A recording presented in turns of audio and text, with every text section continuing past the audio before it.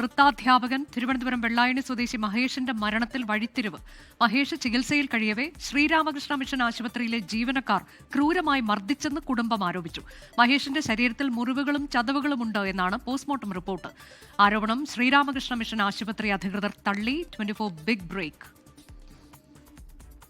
കഴിഞ്ഞ മാസം 12-നായിരുന്നു തിരുവനന്തപുരം ശ്രീരാമകൃഷ്ണ മിഷൻ ആശുപത്രിയിൽ വെച്ച് നൃത്ത അധ്യാപകനായ മഹേഷിന്റെ മരണം. ഹൃദയാഘാതത്തെ തുടർന്നാണ് മരണമെന്നായിരുന്നു ബന്ധുക്കളോട് പറഞ്ഞത്. എന്നാൽ പോസ്റ്റ്മോർട്ടം റിപ്പോർട്ട് വന്നതോടെ കാര്യങ്ങൾ മാറി. മരണം ശ്വാസകോശത്തിൽ രക്തം നിറഞ്ഞതിനെ തുടർന്നാണ്. ശരീരത്തിൽ 20-ലധികം ആഴത്തിലുള്ള മുറിവുകളും ചതവുകളുമുണ്ടെന്ന് പോസ്റ്റ്മോർട്ടം റിപ്പോർട്ട്. മാനസിക വെല്ലുവിളിയെ തുടർന്ന് 7-ാം തീയതി ആശുപത്രിയിൽ എത്തിച്ച ശേഷം തുടർച്ചയായി 2 ദിവസം മഹേഷിനെ ക്രൂരമായി മർദ്ദിച്ചെന്ന് ബന്ധുക്കൾ. ഞങ്ങളകത്ത് നിർത്തിയില്ല. അവൻ്റെ സൗണ്ട് പോലും ഞങ്ങൾക്ക് വെളിയിൽ കേൾക്കാൻ പറ്റിയില്ല. 2 കൈയും കാലും കെട്ടിട്ടില്ല. നോക്കിയപ്പം കവിളിൻ്റെ അവിടെ അങ്ങ് നീരി കയറി, നെഞ്ചിൻ്റെ അവിടെ, കഴുത്തിൻ്റെ അവിടെയൊക്കെ, ആ മടക്കിൻ്റെ അവിടെയൊക്കെ അങ്ങ് ഭയങ്കര പ്രശ്നം.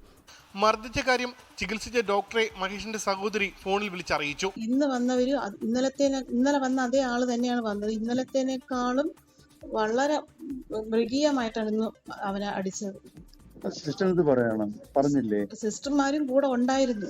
പോസ്റ്റ്മോർട്ടം റിപ്പോർട്ടിൽ ഗുരുതര കണ്ടെത്തലുകളുണ്ടെങ്കിലും പോലീസ് അന്വേഷിക്കാൻ തയ്യാറായില്ലെന്നും ആരോപണമുണ്ട്.